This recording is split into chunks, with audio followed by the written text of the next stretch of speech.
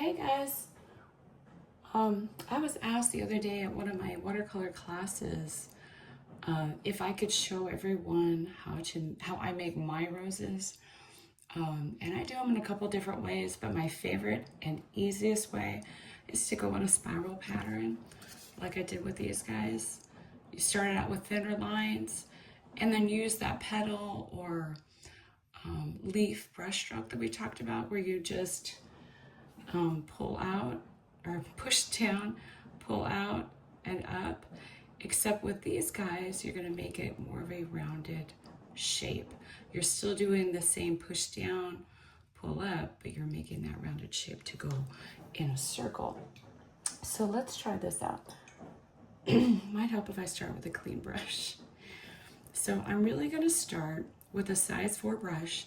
You can use something smaller that might give you a little more control, but just hold your brush more like a pencil and you'll be able to control that, where the paint's going.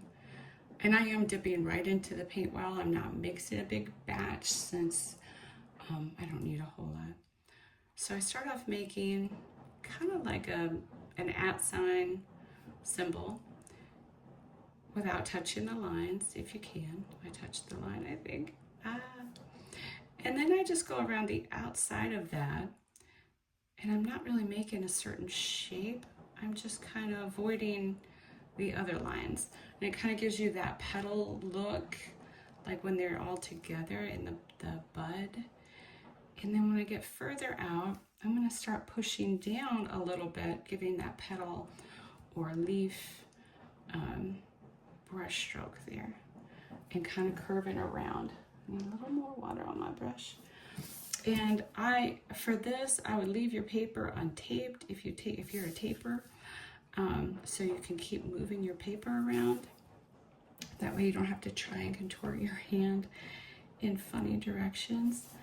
And initially it may not look a whole lot like a rose, but once you get it filled in, you'll be surprised.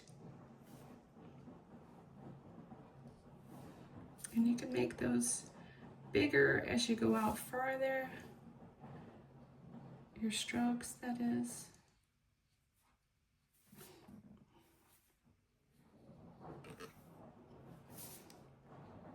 Now I did make my center part a little bit bigger so it was easier to see on camera, but that's basically the rose shape.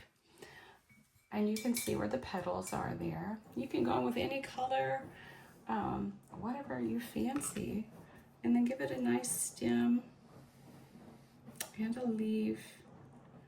Rose leaves are a little more tricky because they have that, I don't know, kind of spiky look to the leaf. Yeah, I keep hitting the camera and shaking it, so I'm sorry. I gotta figure out a better setup, and I'm still new at this. So kind of like the leaf shape there. You can pull out with your leaf and do that. And all I do is kind of make smaller leaves look. Dab it on there, down the side, to give it that serrated look, I guess. And there you go. I hope you try this out. If you give it a try, leave me a comment, show me your work. I'd love to see what you're doing. Thanks for stopping by.